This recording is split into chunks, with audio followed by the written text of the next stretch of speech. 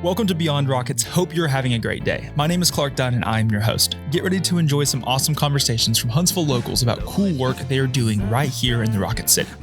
You can connect with us on social media at Beyond Rockets, and if you're interested in doing a podcast yourself, I'd love to hear from you.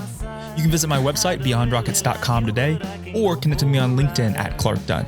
Sit back and enjoy this episode of Beyond Rockets. Everything I liked except the way she talked to me every day. This episode is sponsored by Yellowhammer Brewing. Yellowhammer is a local craft brewery serving Huntsville for the past 14 years.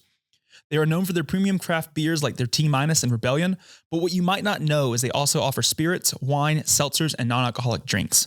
Next time you stop by their location, try one of their seasonal cocktails made with the Gemini Bourbon or the Yellowhammer Vodka, or try this year's big hit Pineapple Punch Seltzer. You can find out more information about Yellowhammer Brewery by visiting their website, yellowhammerbrewery.com, or visiting their tap room located at Campus 805. Awesome. Well, I'm excited to have you here today. Would you like to introduce yourself, and we'll get started there? Yes, I'm Chef Kristen. I am the executive chef and general manager at the Poppy and Parliament and the Salty Cod. Awesome. So we were talking about a little bit about it off air. You're not originally from Huntsville, originally from the New York area. Talk a little bit about first kind of getting introduced and interested in the culinary arts and sort of your journey throughout that to become a chef and end up in Huntsville. Yeah, so it's quite a journey. I started in the industry when I was 14 and a half. In New York, we could get our working papers. You had to get signed off by your parents. So I started at a little restaurant down the street from me, about a half a mile from my house. I could literally walk to work, and I was a busgirl there. And I was just doing it to make money. I really didn't know what I wanted to do with my life. I was just doing it to make money because if I wanted to wear the cool clothes, I was paying for them. Sure. So I got a job, and I ended up working my way up there, did a lot of front of the house there. I was there until on and off throughout college, all of that when I would go home. And obviously when it was time to go to college, I had to make a decision on what I wanted to do. And I really wasn't like a 9-to-5 girl. I couldn't sit at a desk. I couldn't sit down. I couldn't see myself doing that. So I originally wanted to do baking and pastry arts. I did that. I went to Johnson & Wales and got a pastry degree and associate's degree and was fortunate enough to study in France and do a internship out there at a school. Wow. And upon returning back to the States after my internship, I decided I want to do culinary as well. So I then went into a culinary bachelor's degree, and I did like a focus in product research and development. So I never wanted to be in restaurants. I thought I was going to do food science. I thought I was going to be working in research kitchens. I had a really strong interest in the science and kind of why things happened. And I more so saw myself doing research in a clinical setting, but not like a dietitian type of thing, more of developing food for diabetics that tastes good and isn't that like syrupy fake sugar. I wanted to do that kind of research. Interesting. And now you're all in the restaurants, and that's so now I'm completely opposite of what you wanted to do. You knew, like you said, the first job, we were talking about it off air, but the first job you had in Huntsville was the Poppy. Yeah. What were you doing prior to that in New York or wherever you were in the culinary scene, and when did this opportunity come for Huntsville? So it kind of all happened by chance. Originally coming out of college, I was working for the USDA, again in that more like research field. I was working at a human test facility. So they would have the participants be on a really, really, really restricted diet, like down to we were weighing their food to the gram weight, and they could only eat that to see how certain things reacted in the body, how broccoli gave you anti-cancer cells in your body and things like that. And they did the blood work and the background work, and it was really, really cool. And I learned a lot, but was definitely not a government work kind of girl. So as soon as I realized that, I decided I wanted to look for more jobs, and I had like a year and 2 months experience. So I was just getting filtered out at job applications. I was not even getting interviews. So I blasted my resume out and ended up landing a job in Tuscaloosa where my boyfriend was working. Okay. And I was like, well, I was up in Maryland working for the government. I was like, well, at least I will be with him. We'll see what happens. And I got a job at a steakhouse as executive chef at 23 years old. It was offered as a sous chef position. It was offered as a catering manager position. Then it became the sous chef position as we were talking because I wanted to do more food. And then the executive chef there decided that he didn't want to do it anymore during our conversation and me waiting to like accept the job. And he was like, well, do you want the executive chef position? I'm like, well, Easy. I mean, either I fall on my face or I do well. So let's just give it a shot and see what happens. At least I'll be working with food. And I did it, and I absolutely fell in love. So I was there for 3 years, and Chef Barry O'Connor. So there's 2 owners at the Poppy, Chef Barry O'Connor and Shane Brown. Chef Barry works with a food distribution company, and he, by chance, had come into my kitchen at Chop House to try and get me to buy meats from them. And we hit it off. Okay. We'd started a great conversation. Around what year was this? This was 2020. It was the beginning of 2020, right before the pandemic hit. I think it was like January or February in there. We just hit it off. And at that point, the Poppy wasn't really in the full swing yet. He wasn't fully involved in it yet, but a few months went past, the pandemic happened, and he reached out to me and was like, hey, I know we were talking about you potentially wanting to move on. Are you still looking for something? Would you want to come up here and work in Huntsville? And I was like, Huntsville, really? I'm going to move to another place in Alabama, a New Yorker at heart. I'm like, I never could have seen myself Did here. you know anything about Huntsville? Nothing at all. Nothing. Nothing. Okay. Had ever been there? Never. I mean, maybe just drove through on your way. No, nothing. Nothing. Nothing at all. Okay. No. I came up here for, I guess, an interview. It wasn't even really an interview. It was a conversation of him saying he knows what he wants. Yeah. So he was like, listen, this is what I can offer you, and call me when you're ready to accept the position. And I was like, okay, well, he's a fantastic, fantastic chef and has amazing accolades. And I was like, this would be a huge mistake if I didn't take the opportunity, even though I'm absolutely taking a leap and moving myself in the middle of a pandemic to open a brand new restaurant. That's wildly chaotic, but I would hate myself if I didn't do that. Yeah. Oh, everybody was like, are you serious, Kristen? Do you just want to wait a second Yeah. and figure out what's going on before you do something? Yeah. And when you moved up here, the Poppy was the only thing. The Parliament side of it wasn't, or it had just gotten started. It had just gotten started. So they took over, I think it was February or March of 2020. Okay. And they built it to what it was. And then we opened in December of 2020. So I moved in July of 2020. Okay. So when I was here, we were fully in construction. It was still just a bar. We had the bar open even during construction. I remember one day we literally had the walls taped off, and they were knocking through the side there, the brick to get through to the Parliament side. But I moved up here, and it was in construction. So it was already in motion, the kitchen was being built and all that, but it was not the Poppy in Parliament yet. Yeah. And so when you come up here and you start kind of that process, I would assume that from that July to December, you're cultivating the menu offerings, you're kind of setting up the kitchen to what works for the workflow. What does that process look like for somebody that's maybe never done that? I've never been a part of, creating a menu. Yeah. And most people don't unless they're a chef. Right, So right. What does that entail and what does that look like? Well, there was a lot of learning. There was a lot of figuring out how everything worked and codes worked and what we needed exactly to make this, what was a bar, into what it is now, and a full functioning pub with kitchen and all of that. When I came up, I was just the executive chef, but a few months into me being here, I was then the executive chef and general manager. So now I'm in charge of, helping schedule the plumbers and working with Shane and Chef to make sure that the painting is done right and all of that. And I was on site most of the time. So it was a lot of learning and trying to predict what we needed equipment-wise, what we needed uniform-wise, what we needed staff-wise, budgeting-wise, food-wise, all of that. Wow. And I had never done that before. So they both helped me a lot. And it was a lot of teamwork and us trying to make things work with what we had. And it was a huge struggle because it was in the height of a pandemic. So finding staff was nearly impossible. Finding people who wanted to be in the workforce was nearly impossible. I mean, when we opened, we were all wearing masks. We were completely masked up, and we didn't know if we were ever going to go back from that. And now we are here today, full pub, thankfully, opened a second pub.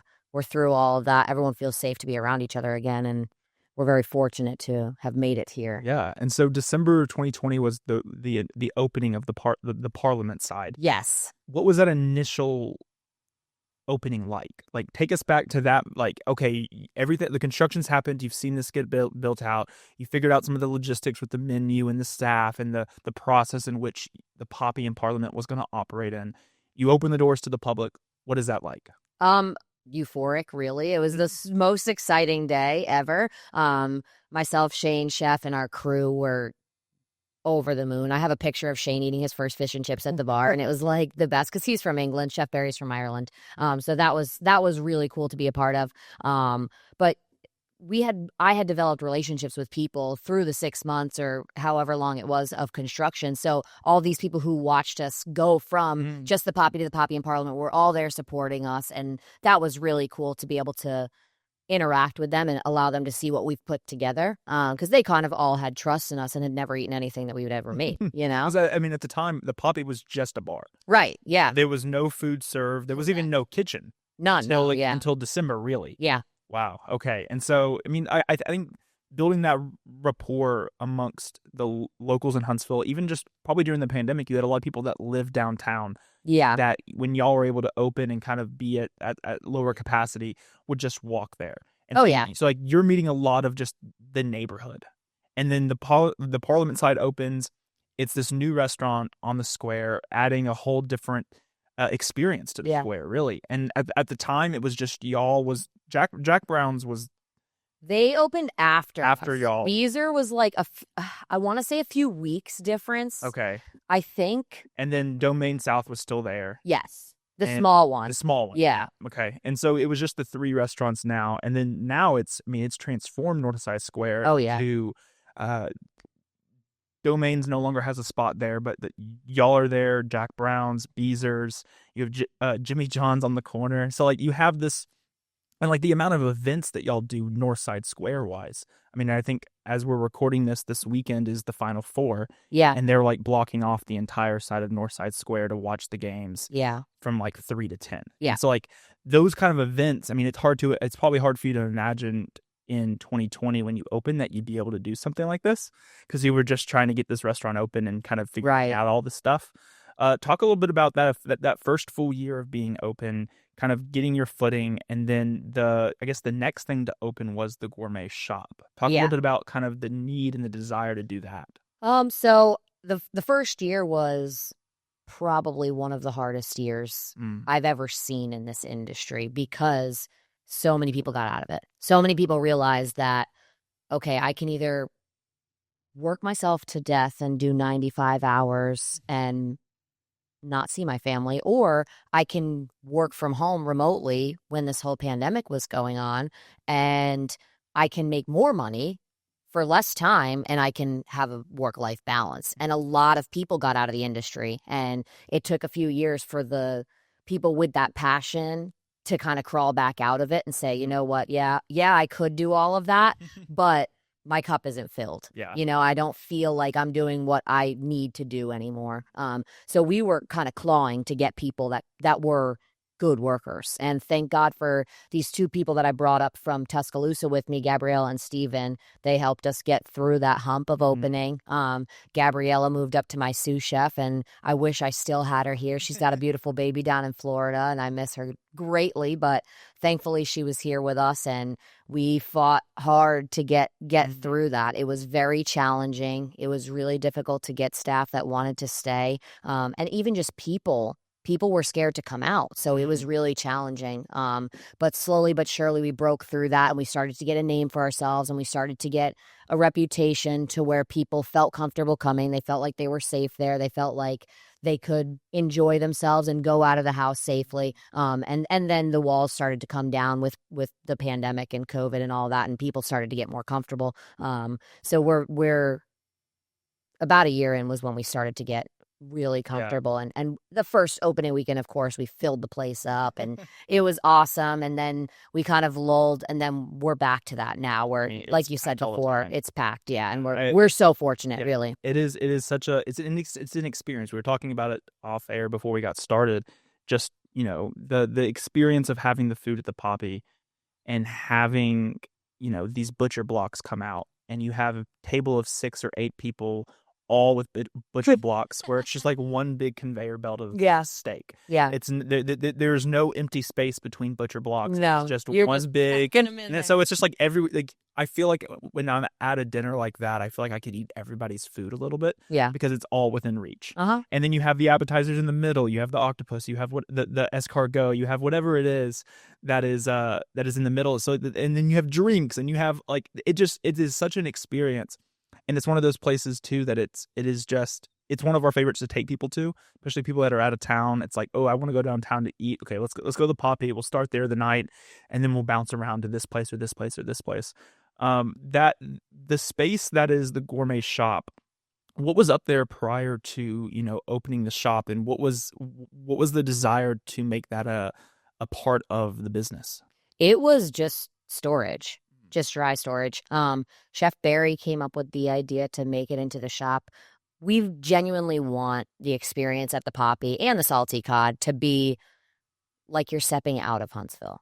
We want it to feel authentic, like a pub, like you're getting served in a pub environment. And obviously that culture comes from Chef and Shane, and they brought a lot to the table with that. But Chef Barry really wanted to do the butcher shop and gourmet store upstairs. So we have a lot of imported goods that you can't get elsewhere. The candies that you can buy in England or Ireland, the jams, the jellies, the Besto powder, all of that kind of stuff. And then we also have grab and go items. I make chutneys and I make cheeses and little things to put on the shelves, our dressings. A lot of people want to buy our tartar sauce, our passion fruit dressing, so we sell those up there as well. But we do have the steaks still, and we have a prep kitchen up there. So we wanted to build a prep kitchen up there. Our kitchen's really, really small. Yeah, You can feel like you can almost touch both walls. Oh, you absolutely can. Yeah. And it's just a long sort of line. Yeah. We become very close friends in that kitchen. We don't have a choice, So the kitchen upstairs is about the same size, but that's where our potato peeler is, our chipper, our bandsaw, our sausage grinder, sausage pumper. So we do a majority of our prep in that kitchen upstairs. There's a lot of up and down the stairs. I call it my workout program when I bring people on, because they're like, oh, I lost 30 pounds in my first 3 months here. Like, yeah, that's what the stairs will do to you. You're up and down constantly. But the prep kitchen is just kind of an added bonus, because then when you go up there, it's an open window. You can watch them cook and prep. So it's a cool little area up there. We've talked about doing some events, and we recently had an event for somebody, and it was awesome up there. We use it as like a little past tapas. So that may be coming in the future. Awesome. And we're really looking forward to it. Yeah. Yeah. And so you talked a little bit about the cheeses, and I want to talk a little bit about a particular dish that y'all have that is, I think, unique to what y'all do and the way you approach it. Talk a little bit about your charcuterie for two. Because it is one of we almost get it every time we're there, especially when we're with a big group. Oh, yeah. My mother-in-law and brother-in-law are both celiac, so you were able to kind of, curate the board to accommodate that. Talk a little bit about that, the charcuterie for two, and how designing that kind of came about, because it's a unique charcuterie. It's not something you get other places. Yeah, so we do tapas style charcuterie. Very European approach. We do have still the sliced meats and cheeses, but it's not like cubed Gouda cheese and smoked cheddar that you're going to get a lot of places. We want it to be something that is exciting, that is unique, that is always changing, and we can utilize ingredients that otherwise wouldn't be able to be utilized. We make a little chutney that, what else are we going to put that on, or we make, and it could be we only make 3 items. We made a duck liver pate last week, and it went on like 2 boards, and that's it. But it gives us a chance to kind of show our creativity without going too far off the rails, where people may not be comfortable ordering a dish that's just duck liver. But people can still be exploring food on just one tray. So there's always 2 chutneys, there's always 2 cheeses, and those cheeses may be a red wine soaked pecorino that we made in-house. It may be a pickled Fresno pepper and mustard goat cheese. It may be an artichoke and roasted spinach goat cheese. I just allow everybody to be creative. And of course, I'm still tasting and making sure that things are good, but the guys have a lot of fun with it as well. We do tapas in the center, which is ground meat of some sort, sometimes pork, sometimes duck, sometimes beef.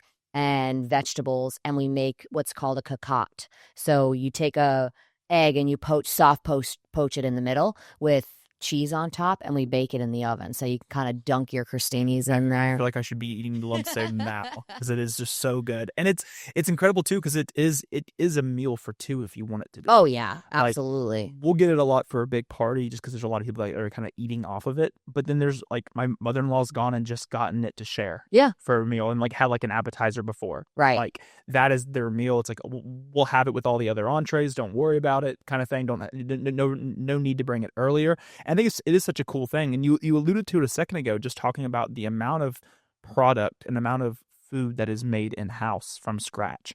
What does that look like? Is it 100% of your stuff, or is it? Because it seems like you have all these different areas that, and the uniqueness of the Poppy and Parliament is to create it all yourself. Yeah. Is that where primarily is y'all's focus is all made in-house? Yeah. We do use a few convenience ingredients, but most of what we're doing is made in-house. Like French onion, we're up there chopping the onions for an hour.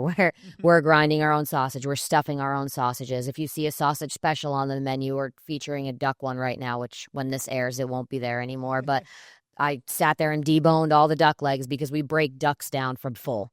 So the duck breast entree on our dinner menu, we break the ducks down and we take the breast off. Then we remove the tenderloins. We remove the legs, wings, necks, and the did I say legs? Legs. We remove all of it. We take the fat. We keep the fat to the side. We utilize that. We utilize everything. I do not like wasting. I hate throwing stuff in the garbage. If it is obviously safe, I'm not going to take anything that's moldy or rotten, of course. But if it is safe to eat, there's no reason it should be going in the garbage. So that's what we cross-utilize those ingredients for. And we take the duck livers out and we make a parfait or a pate. We take any byproduct and use tapas. Beef scrap is going into our tapas. Beef fat is getting rendered down and we use it to brush on our steaks. So everything that we can possibly utilize, as long as it's safe for consumption, of course, we will utilize. That's awesome. And that's the most fun for me, is to create. I call it one man's trash is another man's treasure, right? Most people in the industry will just throw something in the garbage and they have all this waste, but that is profit. That is something that could be turned into something so beautiful. And why would I throw that out? Absolutely. And so you kind of get the footing with the Poppy and Parliament. You start seeing the success. It starts to grow in popularity. We get through the pandemic and you're seeing just this influx of people. Most people would, from the outside looking in, I'd be like, let's just continue to do this. Let's not kind of, do something else. Yeah. Y'all decided to not do that. And you decided to open up the Salty Cod in Athens. Yeah. Talk a little bit about that decision amongst you and Shane and Chef Barry to open up another location and basically start back to zero with building this location to be with this, not the same experience of Poppy and Parliament, but to kind of offer that same service. Yeah. Well, yeah, when you say it like that, we kind of got our footing and then we were like, let's dive into something else. Why not? Let's just I'm not do busy enough. Yeah. I joke with my guys that I thrive in chaos, but I 100% do. When I'm bored, that's when I make mistakes. When it's organized chaos, not chaos, just chaos, organized chaos. But that excitement of not knowing what's happening and being able to be involved in something new and learning and growing, so fun. But I think it was September of 22. Shane called me and there were some places available in Athens. So we went and toured 5 or 6 different places. And when we toured the building that we're in now, both of us were just kind of like, oh my God, this is beautiful. He lives in Athens. It's huge. I mean, it is massive. Oh yeah. Like we were talking about it earlier, but just every time I'm there, I feel like I find a new space in the restaurant that I didn't know was there before. Yeah. And so was that kind of a like, obviously the space you have at Poppy and Parliament, you were able to design and create to accommodate what you were looking for. But you did kind of have some restraints because there's only so much space. Right. For the Salty Cod, I mean, it's how much more were you able to think of the things that worked well at the Poppy and Parliament for that design process and kind of implement that, but then take it to a whole nother level? Well, it was extremely different because the Poppy, when we went in, even though there wasn't a kitchen there when Shane and Chef took it over, there was already a standing kitchen because Sam and Greg's was there before us. So we didn't really have the freedom to fully design. We were just kind of making things work in what space we had. The hood system was already in, like the kitchen was already built out, the walls were there. So we were trying to fit equipment in to make it work. But the Salty Cod was a optometrist's office, so it was like full bare bones. The side that you walk in on, the pub side, was actually just a concrete building. Like it was just a concrete slab on the floor with walls. That's it. That is all it was. And then the other side where the kitchen is was the optometrist's office. So we were able to really build it out with the vision that we wanted. Chef Barry's creative mind does a lot of that, and he's very good at all of that. So he kind of designed the kitchen and where the walls were going to go and all that. But we were able to, with the construction company, go in and say, okay, we want this wall here. We want this done like this. So it was a fully different process. How long did that process take? I think we started, now I may be wrong on the dates. It was kind of a whirlwind, but January of 2023, I believe, is when we got the lease. Okay. So it took about 9 months to build out, and we opened in September of 2023, which it felt like 4 years. But really looking back on it to build that place, it's very quick. Especially as how big it is. And like you have so many different like private event spaces, so many different places for big parties that you aren't able to accommodate necessarily that easy at Poppy and Parliament. Yeah. I mean, I think a party of 6 or 8 is probably the most comfortable there. Yeah. But you can do a party of, 20 if you wanted to. 40. Yeah. We have event spaces at, well, always, if you want to do something, just call the pub and we'll do what we can. But like you were talking about at the Poppy, we have that mezzanine cocktail bar that we do open most days. It used to just be Fridays and Saturdays, but as we're getting busier, it's beautiful. It's a beautiful little area. A lot of people will rent that out on the weekdays for parties, 15 to 20 people. Okay. Like I said before, the gourmet store may possibly be something that people can rent out if the interest is there. But at the Cod, there you could do 40 people. You could do 50 people. Most people haven't seen it, but there's a courtyard patio. If you go like up in our Paddington bar and take the door outside, which you're welcome to walk through, there's a courtyard patio out there, which has its own TV. There's fans out there. We have heaters if it's during the winter, but of course now it's going to be warm for the next few months. But we've done bridal showers out there. We've done, baby showers. It's a beautiful little space, and you can decorate it really nice. And you have like a shop out element of the space too. Yeah, so we have Corkshire Butcher Company over there. So that is a full-blown butcher shop. A lot more meat selection, less of the gourmet candies and all of that than we have over in Huntsville. But it's very much a proper butcher shop. We have our own dry aging room that we built, and we dry age all of our own meats in-house. So it's like glass, so you can see in there. You can see the different aging of the meat, and the where they're at. Some are in there for 15 days, some 20, some 40, some 75, and you can kind of see that progression in the cooler itself. And then generally, there's somebody in there cutting, so you can come in and say, I want this many steaks. You can.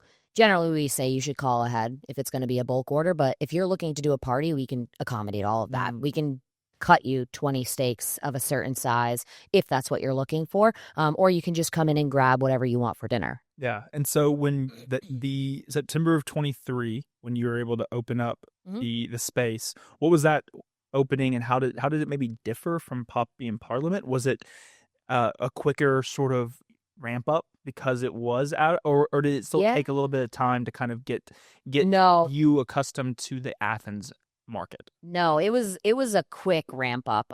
We already had a name from the Poppy and Parliament, so people knew we were coming. They were excited about us coming. I think we had something like 35,000 people through the door in the first few weeks. It's a big building, right? So we opened, and I've never seen so many people flooding an area. They were coming from every door, every direction. There were people everywhere. We were packed. It was crazy. And we made it through that. It was very difficult. But we had to make some adjustments because we thought we were going to be able to do one concept, and then it wasn't received in the same way. A lot of people wanted the poppy. They wanted a poppy in Athens, but we're 35 minutes away. We didn't want to do another poppy. That's putting us in competition with ourselves. We wanted it to be unique. We wanted it to be a little different, but we needed to make some adjustments to relate it to what they were looking for. So we learned and grew throughout that process.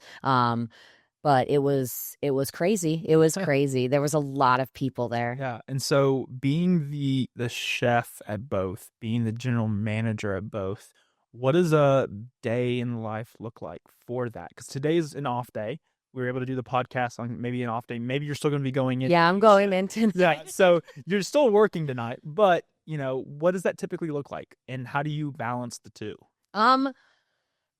It's challenging, but I love it. I really do. I have a lot of people in my corner. Thank God. I have a great team at both locations, and they help support me. They help get me through a lot of the day-to-day stuff. But when you say, what does a day look like? I have no idea. Yeah. I wake up and I think my day's going to go one way, and it absolutely doesn't. And there's always something that changes, always some event that we have to do, or something breaks and I'm down on all fours fixing something, or we think it's going to be really busy and it's really slow, or we think it's going to be really slow and we get absolutely annihilated because there's a conference in town that nobody knew about. I never really know. It keeps it interesting. There's definitely 0 days where I'm bored ever. I'm always doing something, and I am always learning, even if it's from somebody who's just started dishwashing, 2 days ago. I'm always learning. I'm always being able to kind of hone my skills and figure out ways to lead people a little bit better, because I've had to learn a lot too. Especially my mentality from New York is very abrasive coming down here. So I've had to learn and grow a lot in that sense. But generally, I go in, I set my kitchen up, I get ready to work on the line, I start messing around with specials and see what I can create that day. I try and create at least one special a day, because that's what makes me excited. I love watching people eat it. I love being able to create a different flavor profile or pair two things together that, I haven't done before, and be able to teach the team as well. That's so fun for me. A lot of training. I do a lot of training and watching over staff to make sure they're doing stuff correctly. But my goal is to kind of give them the reins so that I can take a step back and just be a part of something rather than having to watch them all the time. And that's what we're working towards now. But I never know. I really never know what it's going to bring. And so, we talked about it earlier about when you open the Poppy in Parliament, finding staff, workforce for the industry was very tough. Has that gotten easier over the last couple years, or are you still finding it? You have that network of people that have been with y'all forever, or y'all for a long time, that you often is it still tough to find new people, or is it finding a little bit easier? Yes and no. It's definitely easier than it was in the pandemic, for sure. But it is hard. I am hard to work for. I'm really specific about what I want. I'm really structured. Some people call it abrasive. Some people call it direct. Some people call it blunt. I will tell you, if I don't like something, you're going to know. And I will teach you and I will tell you, but I don't have patience for cutting corners or trying to do things that are not the right way.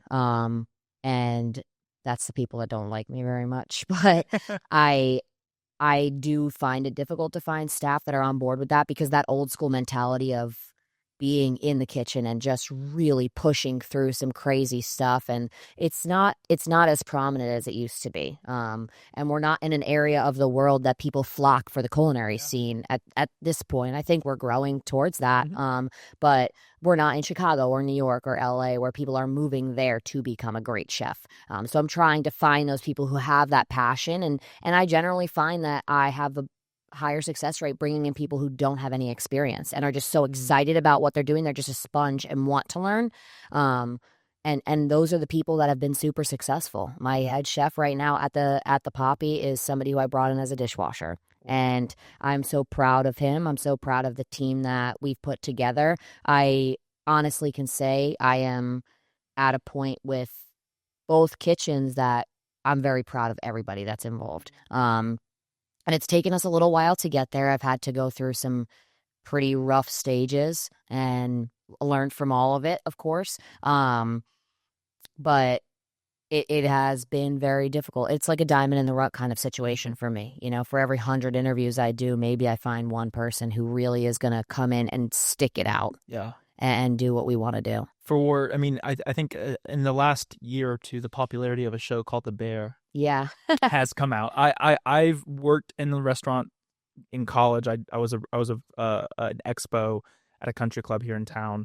And so like I was kind of in that, and I've seen that, you know, how for those that maybe have seen The Bear, never worked in restaurant, how accurate is It's so accurate. Okay.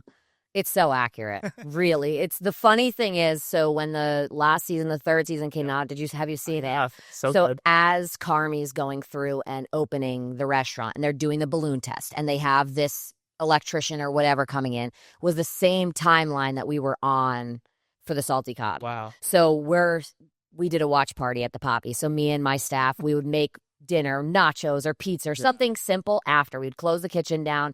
We'd sit downstairs. We'd put it on the TVs at the bar, lock the door, and we would all watch the episodes. We'd watch 1 or 2 episodes. And the staff are all talking to me like, does this feel like what you're doing? And I'm like, yeah, we did a balloon test 2 days ago. This is exactly what I'm going through. You don't understand how it is relatable such it a is. good show. It is. My wife and I started watching it, and then we just couldn't put it down. Like it was Yeah. such a good show.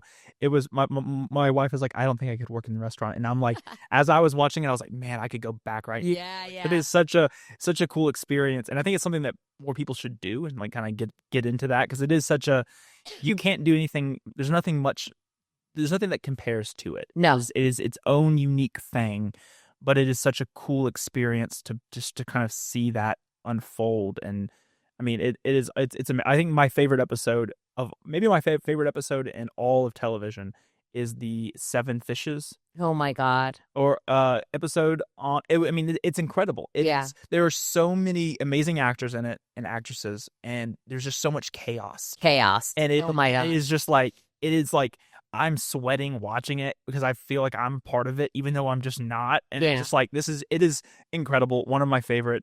We talk about it a lot amongst, like, my wife and I will talk about it a lot. Friends will talk about it. It is such an incredible episode. So as we're recording this, we're in the beginning of April. This episode will come out the end of April.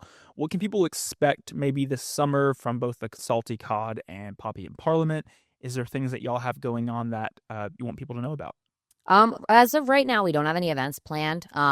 Definitely patio weather is upon us. So we will have a lot of opportunities for outdoor seating and enjoying that, soaking up the sun. I'm sure there will be events on the square. Like you said, there's the Final Four this week. Yeah. They do a lot of things downtown. We're talking about maybe doing some patio events at the Salty Cod to try and, drum up some people and get them in there and it be an exciting event and have something to do, because there's not quite as much going on downtown in that area during the summer. So trying to kind of get some events involved. But as of right now, there's nothing major that we're doing. But definitely come visit us. We're happy to have you, and we'll be a place to cool off for sure. I mean, it is weather. Getting warmer and warmer. Yes. In my office right now, it has gotten pretty warm since the podcast started. Yeah. But you've kind of gotten the footing now for both rrestaurants. You heard it. Feels like it a little bit. Like it. Is there any desire or interest to have a third? Yeah. Okay. We've talked a lot about Tennessee area. Okay. So we'll see what's in the works for us and see kind of what's down the line, and hopefully that will be in the not so distant future. Wow. But yeah, we're not traveling done. between the 3. Yeah, that's me. It's incredible just to see, I think the impact that Poppy and Parliament have had in Huntsville, kind of creating the staple for Huntsville that needed something like this, and now we have it. I think the culinary scene in Huntsville is starting to grow around it too. I think, imagining where y'all were and what the scene looked like when you opened versus now is completely different. Way different. And I think the level of expectation from people in Huntsville and people visiting has rose, so people are expecting this higher level, and I think we're able to see that. It's exciting to have you here. Like I said, we were talking about it off air, but I'm a huge fan of the restaurant. Been to both Salty Cod a couple times, and I've been to the Poppy and Parliament many times. We'll be sure to have everything in the episode notes. People can find out more information, but I appreciate you being here. Thank you so much for having me. I'm happy to be here.